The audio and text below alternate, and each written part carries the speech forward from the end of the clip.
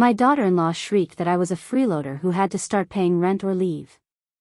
I'm Evelyn Reed, and at 68 years old, I believed I had at least earned a measure of basic respect. For 3 years, I had quietly borne Jennifer's remarks about my retired life. In her eyes, I was just an unemployed burden residing in her home, getting by on Social Security. She had no inkling I'd been cultivating something extraordinary, a $1,400,000 portfolio, while she tallied every dollar I was supposedly costing them. What began as a family discussion regarding my financial input concluded with revelations that sent shockwaves through our entire community. You see, while Jennifer was busy calculating my value based on grocery receipts and a fraction of the utility bills, I was systematically accumulating wealth through long-term investments in blue-chip stocks and ETF funds. This was something she never bothered to inquire about during those quiet morning hours when she presumed I was merely watching television. Let me recount how a woman who believed she held all the leverage learned that quiet wealth runs far deeper than loud demands. The disrespect hadn't materialized overnight. It had accumulated gradually, like water eroding stone. 3 years prior, when my husband Martin passed away after his long battle with Alzheimer's, I assumed moving in with my son Daniel and his wife Jennifer would be a short-term arrangement, just until I could figure out my next move. I was deep in grief and utterly exhausted. I had dedicated more than a decade to being Martin's full-time caregiver, and frankly, I was no longer sure who I was without that immense responsibility. Jennifer appeared sympathetic in the beginning. "Take all the time you need, Evelyn," she would say. But I soon began to detect the small jibes, the eye rolls when I sat in my armchair reading the Wall Street Journal, the way she would abruptly switch topics if I mentioned anything related to finances or investments. The first genuine warning sign appeared about 6 months after I moved in. I overheard her speaking to her friend Sarah on the phone. "Supporting elderly in-laws is just so expensive," she lamented, unaware I was in the kitchen. "Evelyn doesn't work, obviously, just lives on Social Security. It's like having a teenager who never leaves home." I felt my face grow hot, but I remained silent. Perhaps she was just overwhelmed. The second sign was far more intentional. During family conversations about money, Jake's baseball gear, vacation ideas, home repairs, Jennifer would physically turn her back to me. If I tried to offer any input, she'd wave it off with, "Evelyn, this is about real money.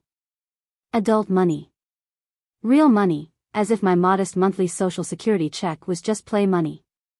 As if the 12 years I'd spent managing Martin's complex medical care, navigating insurance claims, and coordinating medication schedules while he slowly forgot how to speak had somehow addled my brain. What Jennifer didn't grasp was that those 12 years weren't just lost time, they were preparation. While she perceived my reading of financial journals as an old woman's pastime, I was meticulously studying market patterns. While she interpreted my quiet mornings as depression or indolence, I was busy analyzing stock movements and refining my strategies. You see, when you are the primary caregiver for someone with Alzheimer's, you cultivate profound patience.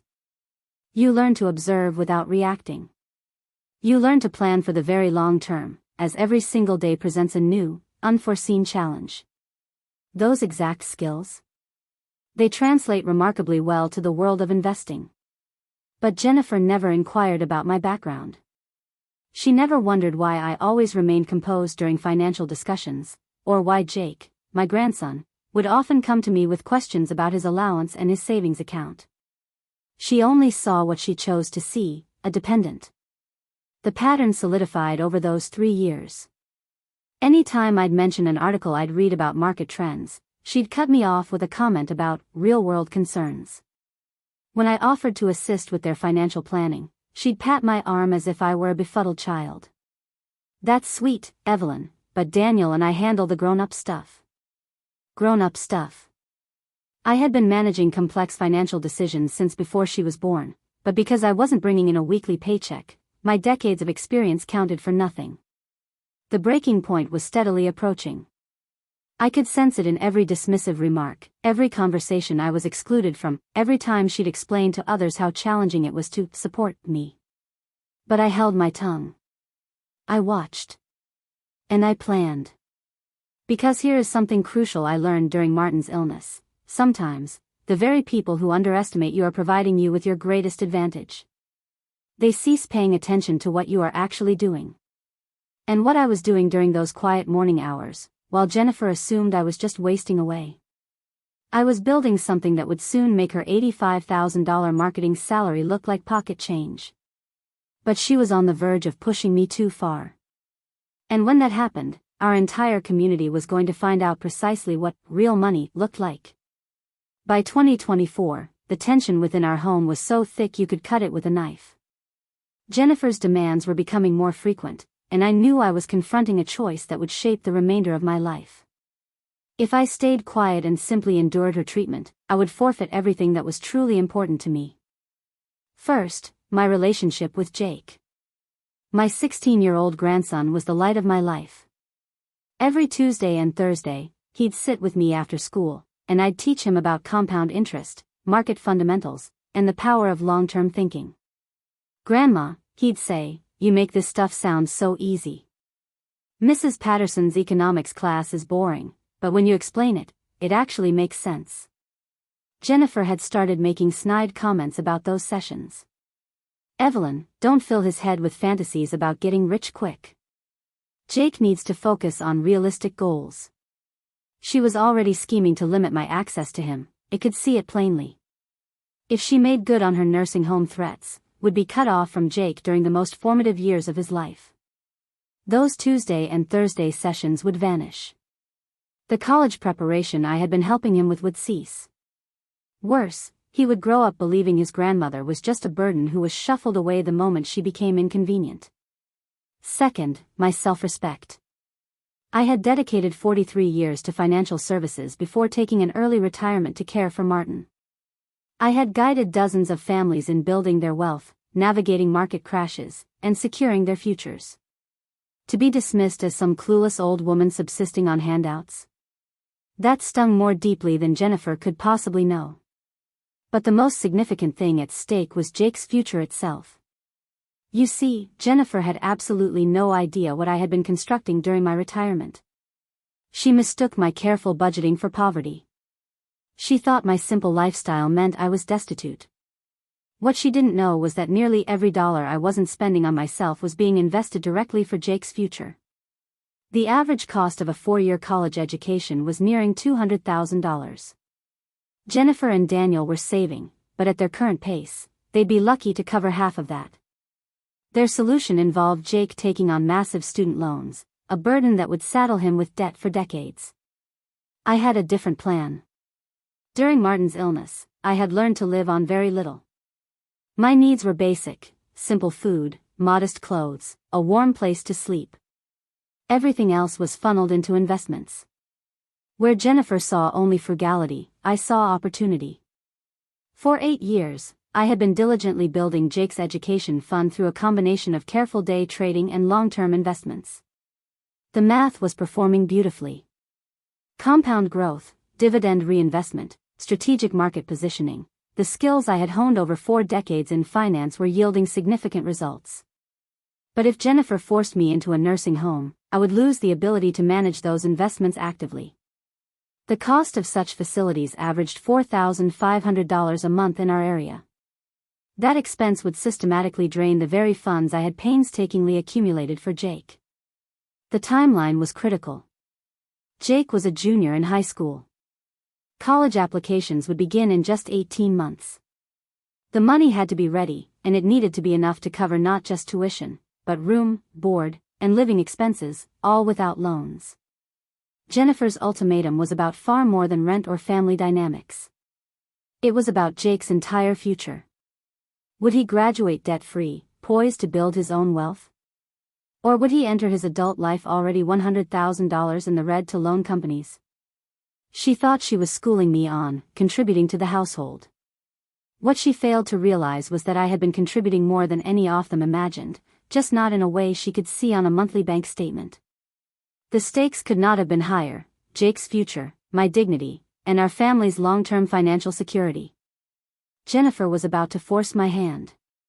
And when she did, everyone was going to learn exactly how much this freeloader had truly been contributing. The first real confrontation ignited on a Tuesday evening in early May. I had just finished helping Jake with his economics homework when Jennifer strode into the kitchen where we were sitting. "Evelyn, we need to talk," she announced, crossing her arms. "Of course. What's on your mind?" "Money. Specifically, your contribution to this household." Jake looked instantly uncomfortable. "Mom, maybe I should." "No, stay," Jennifer said firmly. "You're old enough to understand how families work."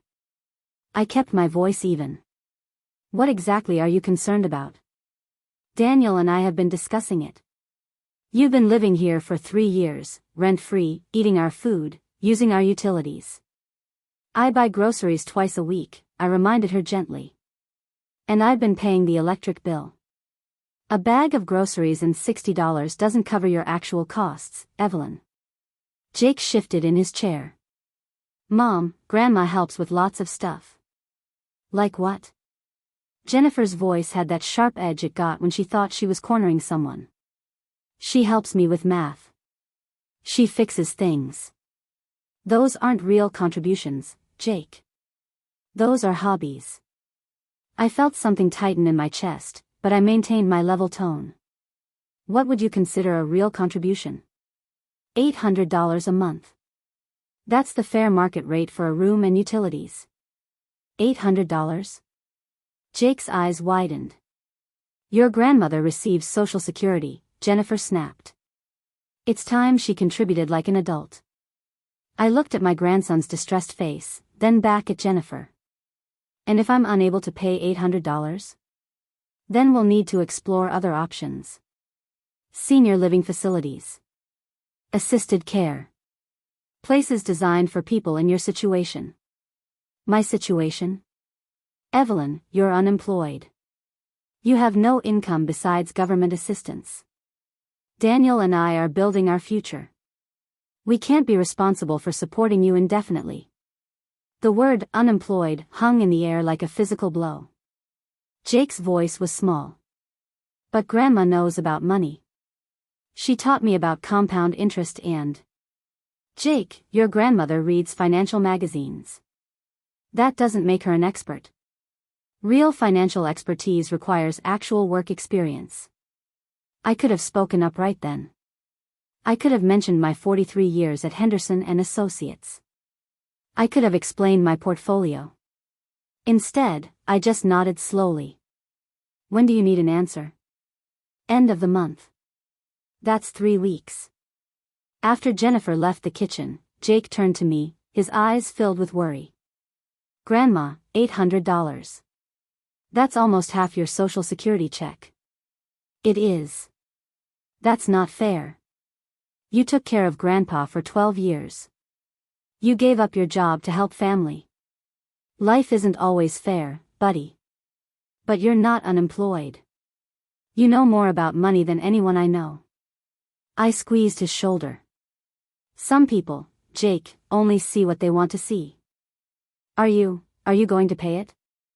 I looked at this boy I loved more than my own life. He was smart, inquisitive, and now deeply worried about his grandmother's dignity. He deserved better than to watch his family tear itself apart over money. "Jake, sometimes adults have to make very difficult decisions. Whatever happens, I want you to remember that I love you, all right?" "Grandma, you're scaring me." "Don't be scared," I said, trying to reassure him. "Everything is going to work out exactly as it should." But inside, I was already calculating. Jennifer had just drawn a line in the sand.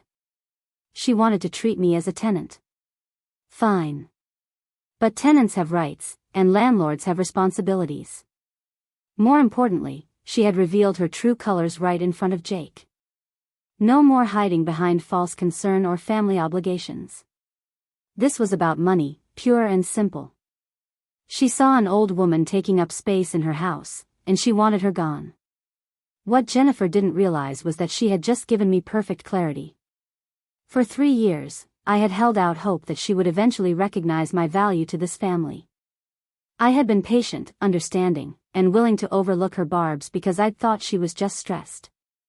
But tonight, calling me unemployed in front of my grandson, threatening me with a nursing home, dismissing Jake's respect for my knowledge as childish fantasy. She had irrevocably crossed a line. As I watched Jake grapple with the sheer unfairness of it all, I made my decision. Jennifer wanted to play hardball. She wanted to reduce our relationship to a transaction, to mere dollars and cents. Perfect. Because dollars and cents were precisely what I had been quietly accumulating for 8 years. She believed she held all the power because she had a job and I collected Social Security. She was about to discover that power comes in many forms. And a quiet, well-managed, 7-figure form is the hardest to see coming. The next few days felt different. There was a palpable tension in the house, like the static-filled air before a severe thunderstorm. Jennifer had drawn her battle lines, but in doing so, she'd also given me something invaluable, a timeline. I had 3 weeks until her ultimatum expired. 3 weeks to make my move. But I'd already decided. Now, I just had to prepare. Thursday morning, I was settled in my recliner with my usual cup of coffee and the Wall Street Journal. Jennifer walked through the living room on her way to work, and I saw her cast that familiar, disapproving glance in my direction. "Must be nice," she muttered, "having all that time to read the paper while other people work." I didn't bother to respond, just kept reading. But Jake, who was finishing breakfast at the kitchen counter, looked up from his cereal. "Mom, Grandma's not just reading. She's taking notes. Look at all those papers on her table." Jennifer actually paused. For a split second, I thought she might finally notice the detailed charts I'd been updating, the stock analysis sheets, the portfolio tracking documents spread out beside me. But she just shook her head. "Hobbies, Jake. When you're retired, you need hobbies to pass the time." After she left, Jake wandered over to my chair. He picked up one of my notebooks, the one where I tracked my daily trades. "Grandma," he said, pointing to the bottom line of the summary page. "What's this number here? $1,400,000? I gently closed the notebook. "Just tracking some hypothetical investments, sweetie," I said. "Math exercises to keep my brain sharp. But these look real. These company names, these dollar amounts." "Jake," I said softly, "your mother's under a lot of stress right now. Let's not give her more to worry about. Okay?" He studied my face carefully. Jake was smart. Too smart sometimes. "Grandma, are you actually poor?" I looked at this kid who'd been defending me to his mother for 3 years. Who'd sat with me every Tuesday and Thursday, soaking up financial knowledge like a sponge, who understood compound interest better than most adults. "Jake, what did I teach you about assumptions in investing? That assumptions can kill your portfolio faster than any market crash." "Exactly. And what's the first rule of information in finance? Information is power, but only if you know when to use it." "Very good." I patted his shoulder. Sometimes the most powerful position is the one nobody sees coming. He nodded slowly, but I could see the wheels turning in his head. Friday afternoon, something interesting happened. I was checking my phone for market updates when it rang. The caller ID showed Tom Bradford. Tom was one of my clients, or rather, one of the wealthy families I'd been quietly advising for the past 5 years. He owned 3 car dealerships and had built a substantial portfolio based on my recommendations. "Evelyn, I need to ask you about the tech sector rotation we discussed. My regular advisor is suggesting something completely different." "Tom, let me call you back in an hour. I'm not in a good place to talk specifics right now." "Sure thing." "Oh, and Evelyn, my wife Linda was wondering if you'd be interested in speaking at the Chamber of Commerce dinner next month about investment strategies for small business owners." "I'll think about it." After I hung up, I noticed Jake standing in the doorway. He'd heard the entire conversation. "Grandma, that man called you about investment advice." "He did. But Mom says you don't know about real money." "Your mother knows what she knows, Jake. And Mr. Bradford owns those car dealerships downtown, the big ones." "He does." Jake was quiet for a long moment. Then, "Grandma, you're not what you seem, are you? I smiled at him. Jake, in 3 weeks, you're going to learn that very few people are exactly what they seem. Including your grandmother. Is that a good thing or a bad thing? That depends entirely on whether you're underestimating someone, or being underestimated. The seed was planted. Jake was starting to see the bigger picture, and in just over 2 weeks, everyone else would too. Saturday, June 15th, Jake's graduation party. We'd rented a tent for the backyard, enough space for 45 people, teachers, classmates, neighbors, extended family. Daniel and Jennifer had gone all out, catered food, decorations, the works. I was proud of Jake. Honor roll, varsity baseball, accepted to 3 colleges. This kid had a bright future ahead of him, and everyone had come to celebrate. I was standing near the dessert table talking with Mrs. Henderson from next door when I noticed Jennifer gathering a group of people near the gift table, teachers, some of Daniel's work colleagues, a few neighbors. So challenging when you're supporting multiple generations, she was saying, her voice carrying across the yard. Some older family members just don't understand modern financial realities. Mrs. Henderson raised an eyebrow. Are you talking about your mother-in-law? Jennifer glanced toward me, making sure I could hear. Evelyn's a sweet woman, but she's been living with us rent-free for 3 years. Daniel and I have been patient, but we're at the point where we need her to contribute or make other arrangements.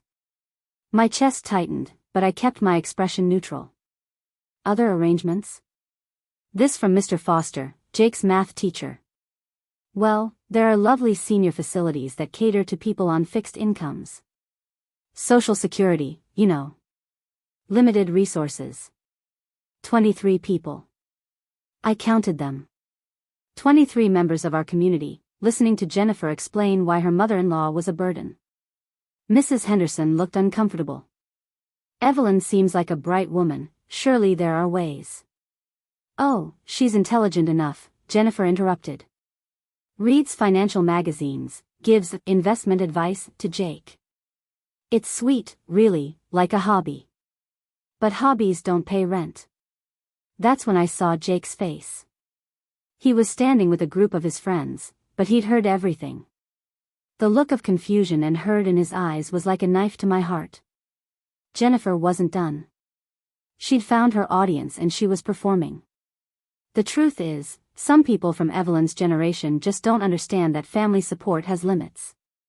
She's never worked in the modern economy, never built a career like Daniel and I have. Social Security was supposed to be supplemental income, not a retirement plan. How much is enough? This from Dr. Martinez, Jake's guidance counselor. We've asked for $800 a month. That's less than half her Social Security check. Completely reasonable for room and board. Mrs. Henderson shook her head. That seems steep for family.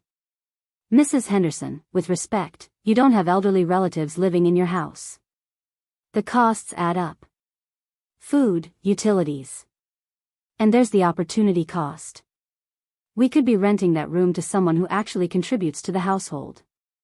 I felt 23 pairs of eyes glancing toward me. Some sympathetic, some curious, some clearly uncomfortable with this public airing of family business. But Jennifer wasn't finished. She was building to her crescendo. The bottom line is this: real adults contribute. Real adults take responsibility for their lives. Evelyn reads about money, but she's never actually made money. There's a difference between fantasy and reality. Real adults contribute. The same words she'd used that night in the kitchen, but now delivered to teachers who'd known me for 3 years, to neighbors who'd watched me help with yard work, to Jake's friends who'd seen me tutoring him. Jake stepped forward, his young voice shaking with emotion. Mom, that's not fair. Grandma knows more about money than. Jake, sweetheart, you don't understand adult finances yet. Your grandmother's knowledge comes from magazines and TV shows. Daniel and I deal with real money, real investments, real financial planning. I could have stayed silent. Could have let it pass, like I had so many times before. But then I saw the tears starting in Jake's eyes. saw the confusion on his face as his mother publicly humiliated the grandmother he respected and loved. That's when I made my choice. I walked slowly toward the group, my phone in my hand. 23 people turned to watch me approach. Jennifer, I said quietly, you mentioned real money and real investments. Evelyn, this isn't the time. Actually, it's exactly the time. Since you've made this a public conversation about my financial contributions to this family. Evelyn, Daniel started, but I held up my hand. Jennifer's right about one thing. It's time for complete honesty about money in this family. I could see confusion in Jennifer's eyes. This wasn't how she'd expected me to respond. You said real adults contribute. You're absolutely right. So let me show everyone what real contribution looks like. I opened my phone and pulled up my TD Ameritrade app. Jake, come here, son. My grandson walked over, wiping his eyes. Remember those math exercises we've been doing? Those hypothetical portfolios? Yes, ma'am. Well, they weren't hypothetical. I turned the phone screen toward the group, and 23 people went completely silent. Because there, in clear black numbers, was an account balance that made Jennifer's marketing salary look like pocket change, $1,427,890. Jake's mouth fell open. Mrs. Henderson gasped. Dr. Martinez blinked hard, like he was trying to process what he was seeing. But Jennifer's face went white as a sheet. That's not real, she whispered. Oh, it's very real, I said quietly.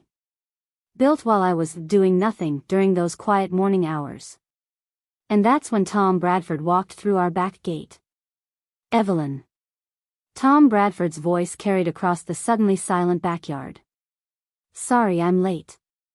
Traffic was murder on Route 95. 23 faces turned toward the gate as Tom walked in, wearing his usual weekend attire, khakis and a polo shirt with Bradford Auto Group embroidered on the chest. To most of the party guests, he was just another neighbor. But I saw recognition dawn on a few faces. Tom Bradford owned the 3 largest car dealerships in our county. Tom, I said calmly, glad you could make it. He walked over and shook my hand warmly, then looked around at the gathered crowd. Hope I'm not interrupting anything important. Jennifer's voice was barely a whisper. You two know each other? Tom laughed. Know each other? Evelyn has been my investment advisor for 5 years. This woman's guidance helped me turn my business profits into a portfolio worth. He caught himself, glancing at me. Well, let's just say my retirement is very secure thanks to Evelyn's strategies. The silence in that backyard was deafening. Mrs. Henderson found her voice first. Investment advisor? One of the best, Tom continued, oblivious to the tension he'd walked into. Evelyn doesn't advertise, doesn't have a big office downtown. But the wealthy families in this area? We all know who to call when we need real financial advice. Jennifer's mouth was opening and closing like a fish out of water. Actually, Tom said, pulling out his phone, I wanted to run something by you, Evelyn. That tech sector rotation we discussed last week? My official advisor is pushing back, but your track record speaks for itself. Mind if we step aside for a minute? Not at all. But first, let me share something with my family. I opened my phone again, but this time I pulled up a different screen. A separate account. Smaller numbers, but still substantial. Jake, come here, son. My grandson walked over, still looking shell-shocked from the previous revelation. This account has your name on it. It's been growing for 8 years. Jake stared at the screen. $240,000? Your college fund. Full tuition, room and board, plus living expenses for 4 years. No loans, no debt, no financial stress for you or your parents. The kid's eyes filled with tears. Grandma, you did this while living on Social Security? Social Security covers my basic needs, Jake. Everything else went into securing your future. Tom Bradford was nodding approvingly. That's exactly the kind of long-term thinking that makes Evelyn such a valuable advisor. Delayed gratification, compound growth, strategic planning. Classic wealth-building principles. Dr. Martinez stepped forward. Mrs. Reed, he remembered my last name, if you don't mind me asking, what was your background before retirement? 43 years at Henderson and Associates downtown. Senior financial analyst, then portfolio manager. I specialized in wealth preservation and growth strategies for high-net-worth families. Henderson and Associates? Mrs. Foster, Jake's English teacher, looked impressed. My uncle worked there. He always said they only hired the best. Jennifer finally found her voice. But you've been living so simply. The used car, the basic clothes, the frugality, I said quietly, is the foundation of wealth building. I learned to live on very little so everything else could compound over time. Tom chimed in. Evelyn taught me that. Live like you're poor when you're rich, and you'll stay rich. Best advice I ever got. Jake was studying his college fund balance with wonder. Grandma, when Mom said you didn't contribute to the family? Oh, but I do contribute, I said, looking directly at Jennifer. I've been contributing $2,000 per month to this family's future. It just wasn't visible on the monthly electric bill. The math hit Jennifer like a physical blow. $2,000 per month. Average monthly investment over 8 years. Some months more, some less, depending on market conditions. But yes. Approximately $24,000 per year that could have gone to rent, or groceries, or luxury items, but instead went into securing Jake's education and our family's financial stability. Tom Bradford was looking around at the stunned faces. Did I miss something? Is there a problem with Evelyn's arrangements here? Mrs. Henderson spoke up. Jennifer was just explaining that Evelyn needed to start paying rent or move to a senior facility. $800 a month. Tom's eyebrows shot up. $800? For the woman who's been building wealth for this family while living like a monk? That's... He shook his head. Jennifer, isn't it? You might want to reconsider that position. But she's unemployed, Jennifer said weakly. She lives on Social Security. By choice, Tom said firmly. Evelyn could come work for me tomorrow, managing my dealership portfolios. 6-figure salary, easy. But she prefers the independence of private consulting. Some of the most successful people I know are her clients. I watched Jennifer's worldview crumble in real time. 3 years of assumptions destroyed by 5 minutes of truth. Jake tugged on my sleeve. Grandma, does this mean you're not poor? No, Jake. I'm not poor. I'm just careful with money. And you're not unemployed? I work every day, Jake. Just not in an office with set hours. And you really built my college fund while Mom thought you were doing nothing? I built your college fund because your mother thought I was doing nothing. It gave me the freedom to focus entirely on long-term growth without worrying about monthly expenses. Tom Bradford clapped me on the shoulder. Ladies and gentlemen, you're looking at one of the smartest financial minds in this county. Quiet, humble, and absolutely brilliant with money. Jennifer looked around at the 23 faces staring at her, some sympathetic, some confused, some clearly judging her for how she treated me. I didn't know, she whispered. You didn't ask, I said simply. You made assumptions. In finance, assumptions can destroy you. Jake looked up at me with new understanding. That's why you always told me assumptions are dangerous. That's right, son. And this is why we verify our information before making important decisions. The power dynamic in our family had just shifted completely. And everyone could see it. The graduation party continued, but the atmosphere had completely changed. Small groups of people clustered together, whispering about what they'd just witnessed. Jake stayed close to me, still processing the revelation about his college fund. Jennifer had retreated to the house, claiming she needed to check on the food. Tom Bradford and I found a quiet corner near the garden. Evelyn, I hate to bring up business at a family celebration, but I wanted to discuss that pharmaceutical stock position you recommended. My accountant is nervous about the volatility. The quarterly earnings report comes out Tuesday. I expect a 12% jump by Friday. Hold the position. You sure? I'm sure. As we talked, I noticed people listening. Not eavesdropping exactly, but definitely paying attention to our conversation in a way they never had before.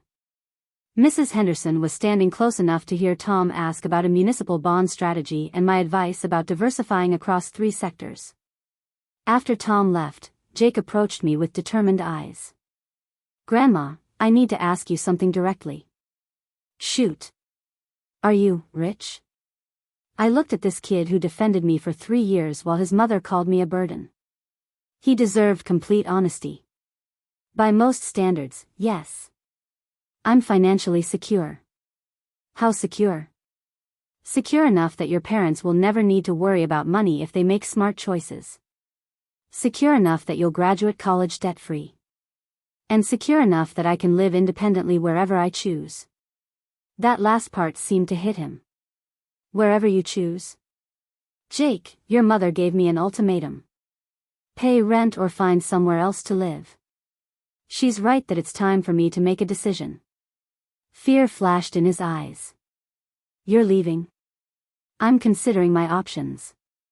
We settled onto the porch steps while the party continued swirling around us. I pulled out my phone and showed him a different application, a real estate website. I've been looking at properties. There's a nice townhouse across town. 2 bedrooms, small yard, close to the community college where you'll take your first 2 years. But why would you move out now? Now that Mom knows you're not poor? Jake, respect isn't something you can force, I explained. Your mother has made it abundantly clear how she sees me. That view isn't going to change just because she learned about my bank account. But the college fund, the investments, everything you've done for our family. I did those things because I love you and your father, not because I expected gratitude or recognition. He was silent for a moment. Will I still see you? If you move? Every Tuesday and Thursday, just like always, plus weekends whenever you want. And Jake, that college fund isn't going anywhere. Neither is my commitment to your future. What about Dad? Does he know? I glanced through the kitchen window, where I could see Daniel and Jennifer having what appeared to be an intense conversation. Your father's about to learn a lot of things. About money, about respect, about what real contribution looks like. As if summoned by our discussion, Daniel appeared on the porch. His face was pale, his expression a mixture of shame and confusion. Mom, can we talk? Jake stood up. I'll give you 2 some privacy. Daniel sat down heavily beside me. For a long moment, we just watched the party guests mingling in our backyard. Jennifer told me what she said to you, he said, his voice flat. About paying rent. She did. And about what she said tonight, in front of everyone. I was there. Mom, I'm sorry. I should have stopped it. Should have defended you. Daniel, you're 35 years old. You shouldn't need to defend your mother against your wife. You should marry someone who respects your family. He flinched like I'd slapped him. She didn't know. About your finances, your background, any of it. She didn't ask. 3 years, son. She never once asked about my career, my experience, my capabilities. She saw what she wanted to see. But now that she knows. Now that she knows what? That I have money? Daniel, do you think that's what this is about? He looked confused. Isn't it? Son, this is about dignity. About how you treat family members when you think they can't fight back. I pulled out my phone and showed him the real estate app. I'm buying a place across town. Moving out at the end of the month. Mom, no. You don't have to do that. Jennifer understands now. She feels terrible about. Jennifer feels terrible because she got caught, because she embarrassed herself in front of 23 people. That's not the same as understanding why what she did was wrong. Daniel stared at the townhouse listing. But your family. This is your home. Daniel, family isn't about sharing an address. It's about mutual respect, support, and love. I've given all three for 3 years. Your wife has given me contempt and an ultimatum. She'll change. She's already talking about apologizing, making it up to you. I'm sure she is. And I hope she does change, for Jake's sake and yours. But I won't be living here to witness it. What about Jake's college fund? The investments? Will you still? Jake's future is secure. That commitment doesn't change whether I live here or across town. The money was never conditional on Jennifer's approval. Daniel looked like he was about to cry. Mom, I feel like I'm losing my family. You're not losing anything, son. You're gaining clarity. For 3 years, you've watched your wife treat your mother like a burden, and you've stayed silent. That tells me everything I need to know about the dynamics in your marriage. I was trying to keep the peace. Peace isn't the absence of conflict, Daniel. Peace is the presence of respect. Your wife has never respected me, and you've enabled that by staying silent. Through the window, I could see Jennifer watching us, her face anxious. She wants to talk to you, Daniel said, to apologize. I'm sure she does. But Daniel, some things can't be unsaid. Some humiliations can't be taken back. I stood up and looked down at my son, this man I'd raised who'd let his wife publicly shame his mother because it was easier than confrontation. The house showing is Tuesday at 10. I'll probably make an offer that afternoon. Mom, please. Give her a chance to make this right. Son, I am making this right. I'm removing myself from a situation where I'm not wanted or respected. That's not punishment. That's dignity. I walked back toward the party, leaving Daniel sitting alone on the porch steps. Jake found me by the dessert table. Grandma, are you really moving out? I am, buddy. Because of what Mom said? Because it's time. Jake, you're going to college in 2 years. Your parents need to learn how to be a family without me here. And I need to live somewhere I'm valued for who I am, not what I contribute financially. But you'll still help me with college applications and financial planning? Every step of the way. That's a promise. Mrs. Henderson approached us. Evelyn, I couldn't help but overhear. Are you really looking for a new place? I am. Well, my nephew Rick is a realtor. Specializes in properties for discerning buyers. I could give you his card. I'd appreciate that. And Evelyn, what that young woman said tonight, that was completely out of line. You've been nothing but gracious to this family. Thank you, Mrs. Henderson. I appreciate that. As the party wound down and guests began leaving, I noticed something interesting. Several people approached me to shake hands and offer contact information. Dr. Martinez asked about investment advice for his daughter's college fund. Mr. Foster mentioned he'd been looking for help with his retirement planning. Word travels fast in small communities. By Monday morning, half the neighborhood would know that the quiet woman they'd seen reading financial newspapers wasn't just passing time. She was managing serious wealth. Jennifer's public humiliation of me had backfired spectacularly. Instead of diminishing my status, it had revealed my true position in ways I never could have arranged myself. Sometimes the best revenge is simply letting people see the truth. Monday morning brought the first wave of consequences. I was sitting in my armchair, reading the Wall Street Journal and checking my portfolio, when my phone started ringing. The first call was from Rick Henderson, Mrs. Henderson's nephew, the realtor. Mrs. Reed, my aunt gave me your number. She said you might be interested in looking at some properties. I am. Great. I've got 3 townhouses that might interest you, all in excellent neighborhoods close to the community college, move-in ready. When would you like to schedule viewings? This afternoon works. After I hung up, Daniel emerged from the kitchen with his coffee, looking like he hadn't slept. Mom, was that about houses? It was. You're really doing this. I told you I was. Jennifer appeared in the doorway, still in her bathrobe. She looked terrible, red eyes, pale skin, the whole defeated package. Evelyn, can we talk, please? I set down my newspaper. What would you like to discuss? Saturday night. What I said, how I said it. She came into the living room and sat on the edge of the couch. I was completely wrong. About everything. Your contributions, your background, your value to this family. Okay. I want to apologize, sincerely, and I want to ask you to reconsider moving out. I studied her face. She looked genuinely remorseful, but I'd learned to be careful about assumptions.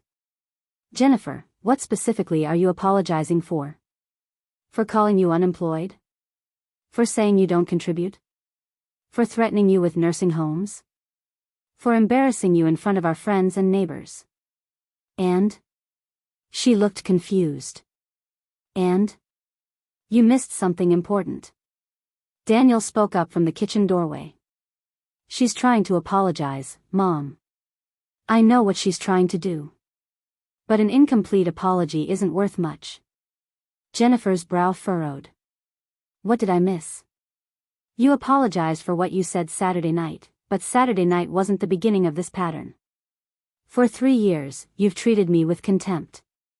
You've dismissed my knowledge, excluded me from family decisions, and made it clear that you saw me as a burden.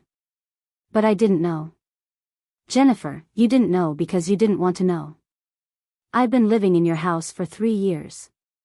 Did you ever once ask about my background, my career, my qualifications? She was quiet. When Jake would tell you I was teaching him about investments, did you ever wonder why he was learning so much? When you saw me reading financial publications every morning, did you ever think to ask why? I assumed. You assumed I was a useless old woman living on government handouts. That assumption shaped how you treated me every single day for 3 years. Daniel stepped into the room. Mom, she's trying to make amends. No, Daniel. She's trying to undo the embarrassment she caused herself Saturday night. There's a difference. My phone rang again. Tom Bradford. Evelyn, sorry to bother you so early, but I've got Linda Peterson on my other line. You remember Linda? Owns those boutiques downtown? She heard about your situation and wants to know if you'd consider managing her investment portfolio. Apparently, her current advisor isn't performing. I glanced at Jennifer, whose eyes had gone wide. Tom, let me call you back this afternoon. I'm house hunting today. House hunting? Evelyn, what's going on? Time for a change of scenery. I'll explain later. After I hung up, Jennifer looked stricken. People are calling you for business? Word travels fast in small communities. But this means people think I was wrong to ask you to leave? Jennifer, people think you publicly humiliated a woman who's been quietly managing wealth for some of the most successful families in this county. They're not wrong. Daniel sat down across from me. Mom, how many families do you advise? 7. Tom Bradford, Linda Peterson, the Martinez family, Dr. Chen who owns the medical practice, retired Judge Williams, the Kowalski family who owns the construction company, and Sarah Mitchell who inherited her husband's insurance business. Jennifer's mouth fell open. Those are some of the wealthiest people in town. Yes, they are. And by Wednesday, they'll all know that my own family didn't think I was worth basic respect. Oh God, Jennifer whispered, what have I done? You've shown your true character. The question now is whether you're sorry you revealed it, or sorry you had it to reveal in the first place. My phone buzzed with a text message. I glanced at it and couldn't help smiling. What is it? Daniel asked. Jake. He's at school, but he wanted me to know that 3 of his teachers asked him about his grandmother this morning. Apparently, Dr. Martinez has been telling people about the college fund. Jennifer put her head in her hands. Everyone's going to know. Everyone's going to know how I treated you. They already know, Jennifer. 23 people witnessed it Saturday night. But my job, my reputation, what if people at work find out? And there it was, the real concern. Not that she'd hurt me or damaged our family relationships. She was worried about her professional reputation. Daniel was looking at his wife with an expression I'd never seen before, something between disappointment and disgust. "Jennifer," he said quietly, "are you more upset about what you did to my mother, or about how it makes you look?" She didn't answer, but she didn't need to. Her priorities were written all over her face. My phone rang again. This time it was Dr. Martinez. "Evelyn, I hope you don't mind me calling. I wanted to thank you for what you've done for Jake. That college fund, it's extraordinary. And I wanted to ask if you might have time to discuss my daughter's education planning. She's a sophomore, and frankly, my current financial advisor doesn't have your track record. I'd be happy to help, Carlos. Let me get settled in my new place, and I'll call you back." New place? I'm moving out today, actually. Looking at a townhouse across town. "Evelyn, if you don't mind me saying, your family would be crazy to let you go." After I hung up, I looked at Daniel and Jennifer. "Dr. Martinez sends his regards." The weight of what Jennifer had cost this family was starting to sink in. Not just my presence in their house, but my connections, my expertise, my quiet influence in their community. "Mom," Daniel said slowly, "how much business could you bring to our family?" "Through your connections, I mean." "Daniel, I've been bringing business to your family for 3 years. I just did it quietly. Tom Bradford bought his last 2 cars from Peterson Motors because I mentioned Daniel worked there.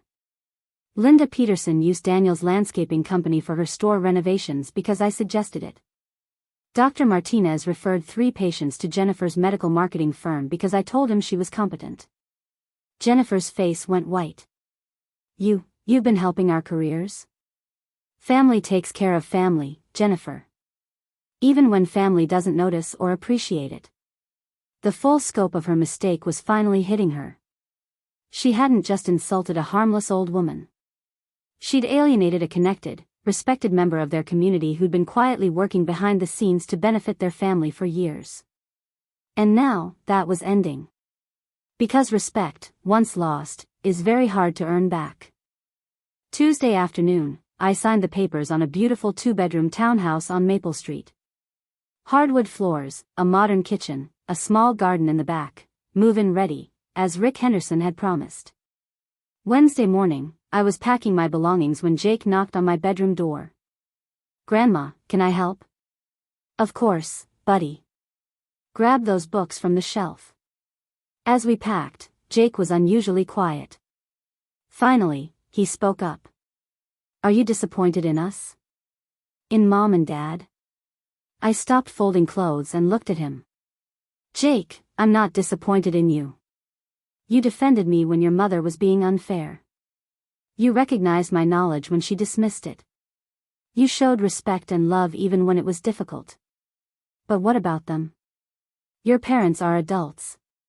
They make their own choices and live with the consequences. I can't be disappointed in people for being exactly who they choose to be. Mom's been crying a lot. She keeps saying she didn't know. Ignorance isn't the same as innocence, Jake. Your mother didn't know because she didn't want to know. There's a difference." He nodded slowly. "Grandma, will you still teach me about money? About investing and compound interest and all that? Every Tuesday and Thursday, just like always." "That's a promise. And you'll still help me with college applications?" "I'll be there for every step. Financial planning, application essays, choosing the right school, everything. And the college fund, that's really mine?" "It's really yours, plus whatever it grows to over the next 2 years. By the time you graduate high school, you'll probably have close to $300,000 for education expenses." His eyes went wide. "That much?" "Compound interest is powerful, buddy, especially when you start early and stay consistent." As we carried boxes to my car, I noticed Daniel watching from the kitchen window. He looked lost, like he was trying to figure out how his family had fallen apart so quickly. Jennifer emerged from the house as I was loading the last box. Evelyn, please, one more time. Can we try again? I promise things will be different. I turned to face her. Jennifer, what would be different? I'd treat you with respect.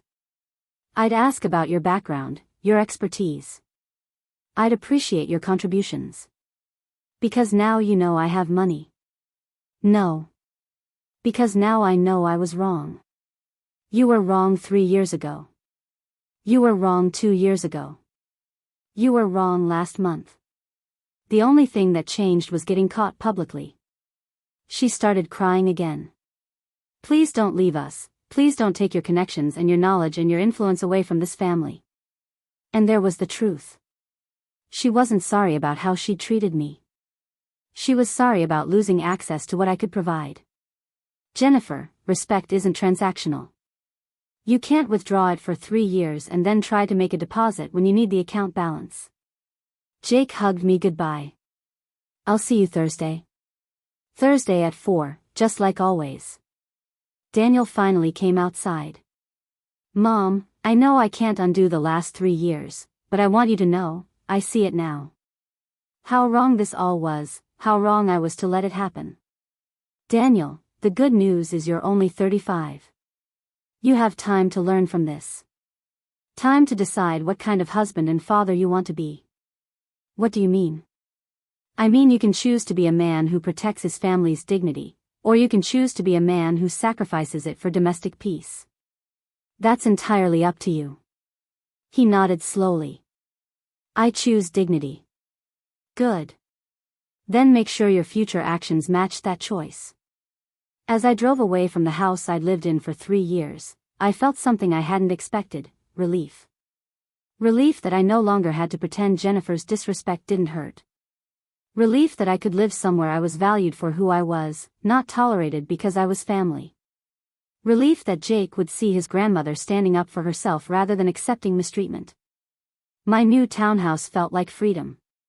No more walking on eggshells. No more swallowing pride for the sake of family harmony. No more watching Jake struggle with the tension between loving his grandmother and keeping peace with his mother. That evening, I got a call from Mrs. Henderson. Evelyn, I hope you're settling in well, and I hope you know that everyone in the neighborhood thinks Jennifer was completely out of line. Thank you, Margaret. I appreciate that. There's something else. My bridge club meets Thursday afternoons, and we were wondering, would you consider talking to us about financial planning for retirees? Several of the ladies have been struggling with their investment decisions. I smiled. I'd be happy to help. Wonderful. And Evelyn, this community is lucky to have you. Don't let anyone tell you otherwise. After I hung up, I sat in my new living room and thought about the lesson in all this.